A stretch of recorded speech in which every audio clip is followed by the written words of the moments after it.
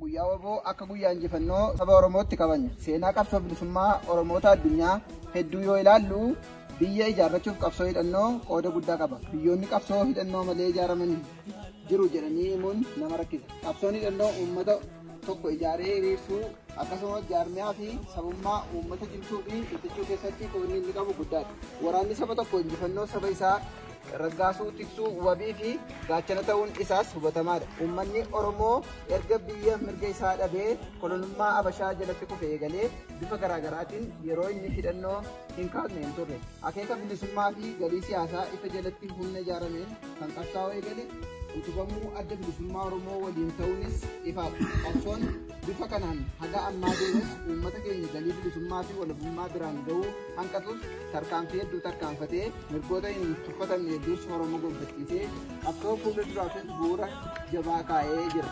Kanaafis haala amma deemaa jiru keessatti muuxannoo qabsoo hidhannoo haga ammaa margamii tarsiimoo fi tooftaa fuula duraa xiyyaafachuu bu'uurri waboo buusee guddaadha. Qabsoo hidhannootti adda bilisummaa Oromoo jalatti adeemsifamee haala daran rakkisaa fi hacuuccaa jabaa keessatti eegalee jira. Gufuulee keessaa fi alaa hedduun xaxamee ture haa ta'uti qabsoo kanatti ciccee qabsoo hadhooftuu geggeesseen mirgoota hedduu Oromoo gonfachiisee jira. Haala kanaan injifannoon qabsoo Oromoo haga ammaa galmeesse hundi sababa qabsoo hidhannootiin kan argaman ta'uu hubachuu qabna. Mirgoonni kunis kan galmeeffaman miseensota uummata keenyaa kuma hedduudhaan lakkaawamanii fi wareegama itti baasanii maatiin kuma hedduun itti diigamee qabeenyi hedduun itti dhabamee fi qabsaa'onni kuma hedduun itti dararamanii ta'us ifa wareegama kanneeniin alatti bu'aan argamu sadarkaa dammaqinsi uummata keenyaa har'a irra ga'ee fiduun hojii salphaa miti ta'uu hin danda'u ture. Gaaffiin Oromoo gaaffii haqaa ta'uun ajandaa siyaasaa gaanfa Afrikaa keessa seensisuun kan danda'e sababa qabsoo hidhannootiin ta'uun beekamaadha. Dhimma kana madaala isaa hubachuu fi gaafa ABO'n ijaarame qabsoo eegalu haalli sabboonummaa uummata Oromoo maal keessa ture, jireenyi uummata keenyaa addunyaa irratti hagam beekamaa ture jedhanii gaafachuu gahaadha. Dagaaginni sabboonummaa Oromoo irra mul'atuu fi inni Oromoo beekumsi naannoo fi addunyaa keessatti horate bu'aa qabsoo hidhannoo wareegama ilmaan Oromoo hedduudhaan argame ta'uu falmisiisaa miti. Mirgiilee murteeffannaa uummataa irraa inni yoo xinnaati waradaa irratti seera biyyaa jedhamu keessatti taa'ee beekuu fi dirqama bu'aa qabsoo Oromoo hidhannoodhaan ni argamu keessaa tokko.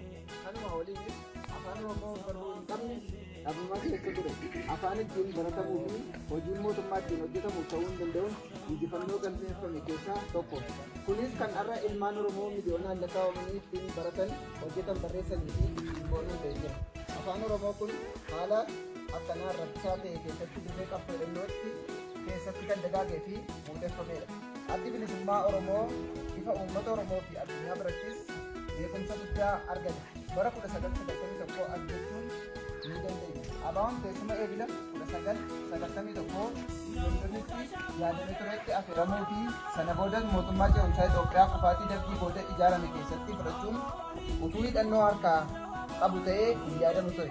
Oromiyaan maqaafis ta'u bulchiinsa mataa ishee qabaachuu ishees sodaatiin woboo irraa qabuun beekamaadha. Woboon injifannoolee armaan olii galmeessee fi bilisummaa saba Oromoof jecha falmaa hadhaa gochaa ture ammas jira. Har'a illee gootawwan keenya guyyaa diina kuffisaa jiru.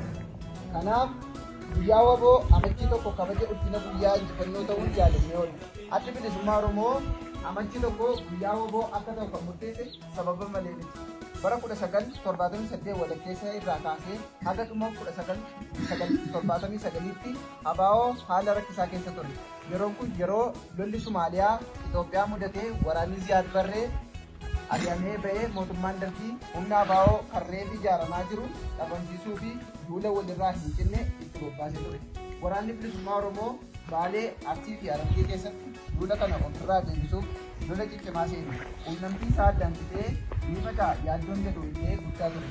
Qabsoon haqaa yoomuu waan injifatuuf jennootiin waboo duula darbii amajjii tokko 1980 walitti dhufanii ayyaana guddaa ayyaaneffatan. Bara 1980 irraa kaasee guyyaan waboo barabaraan waboo fi guyyaan injifannoo ta'ee kabajama. Akeekni amajjii tokkotti kabajnu injifannoo qabsoo hidhannoo argaman yaadachuu, waboo cimsuu, yaada keenya haaromsuu, hawwii Oromoon humna waraanaa jabaa ijaarratu injifannoo karaa waraanaa argamsiisuuf bilisummaa isaa bira ga'uu jabeessuuf sabboonummaan Oromoo ijaaramuu tokkummaa Oromoo cimsuuf Oromoo humna jabaatti jijjiiruuf waboo bakka jirutti haalaan cimsuu fi ilmaan Oromoo mooraa diinaa keessa jiran of beekanii qawwee isaanii diinatti galagalchuun Oromoo humneessuu hojjetan jajjabeessuuf miseensonni waboo jagnootiin Oromoo fincila diddaa kolonii diddaa garbummaa mirga abbaa biyyummaa fi mirga hiree murteeffannaa ofiin murteeffachuu Oromoof lubbuu isaanii dabarsanii kennan wareegamni isaanii gatii malee akka karaatti hin hafne wal barsiisuuf kaayyoo abaaboo waboo kan waboon itti diina kuffisee kufaa jiru kan bakkaan ga'uuf dhaloonni ammaa fi boruu waadaa isaa haaromsuun gootummaan akka qabsoo itti fufu wal hubachiisuuf jaallan qabsaa'ota Oromoo bakka adda addaa jiran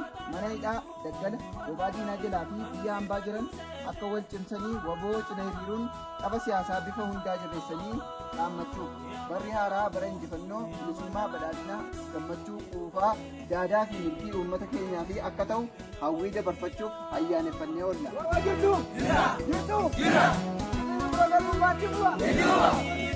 Wayyaanee kan tattaraara galmaatti keenya inni kisaa namni wayyaanedha hin dhaabnu wayyaanee yaannaa namni biippidha hin bitamnu barachaa oolla balaa baranna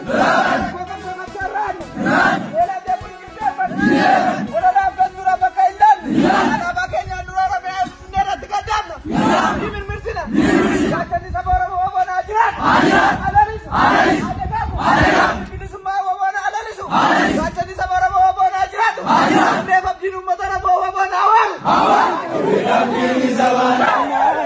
مالي ولا بابانا